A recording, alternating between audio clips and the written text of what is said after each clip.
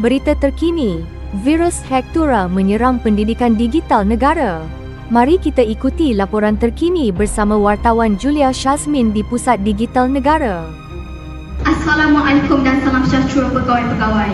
Waalaikumsalam. Terima kasih bagi berkumpul pada hari ini. Baiklah, Dr. Alia sila buka isu yang kita hadapi sekarang ini.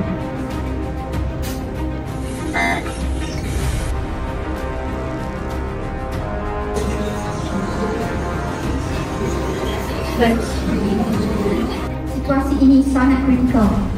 Kita hanya ada 1 jam bagi menyelesaikan pendidikan digital negara ini. Saya mahukan laporan daripada perkembangan. Wartawan Studio Channel, Saya Puan. saya nak awak laporkan perkembangan kepada rakyat agar rakyat kekal tenang. Baik Puan. Assalamualaikum dan salam sejahtera. Saya Julia Shazmin dari Studio Channel. Kini saya berada di bilik mesyuarat bersama dengan ketua pasukan yang bersama dengan pegawai-pegawai penting dalam mencari jalan penyelesaian.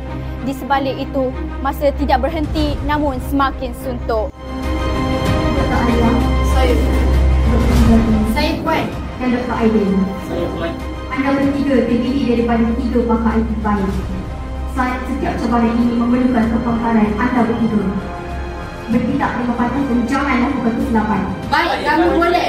Boleh. Baiklah, dengan menggunakan sistem pelanggar 5, kita dapat menghalang virus Hektura ini daripada mengancam pendidikan digital kita. Baik Puan. Dengan kerjasama pasukan elit yang terdiri daripada 3 pakar IT terbaik negara, kita pasti dapat menyelesaikan masalah ini. Tanpa teknologi digital, Malaysia kembali ke zaman batu. Jika kamu tidak menyelesaikan jadwal ini, aku akan memadam semua akses pembelajaran digital. Sudah, aku bosan. Cabaran pertama, cipta makanan kegemaran aku. Kita boleh menggunakan Gemini AI daripada Delima untuk menghasilkan makanan kegemaran virus, iaitu worms.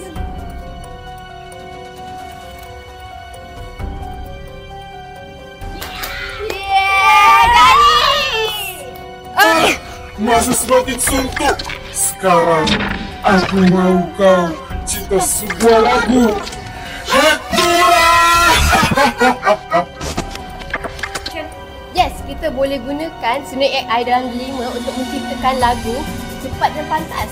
Yes, kita boleh. Cepat-cepat, masa suntuk.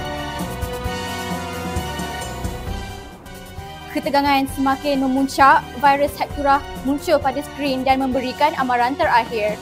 Saya kini berada di bilik digital bersama dengan pakar IT yang sedang bertungkus lumus menyelesaikan masalah ini.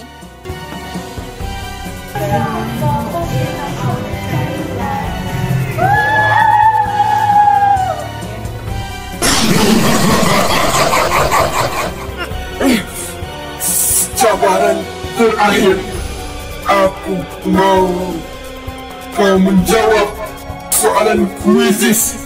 Pasti kamu gagal. Kita kena jawab dengan betul dalam fizik. Mari kita mulakan. Mari.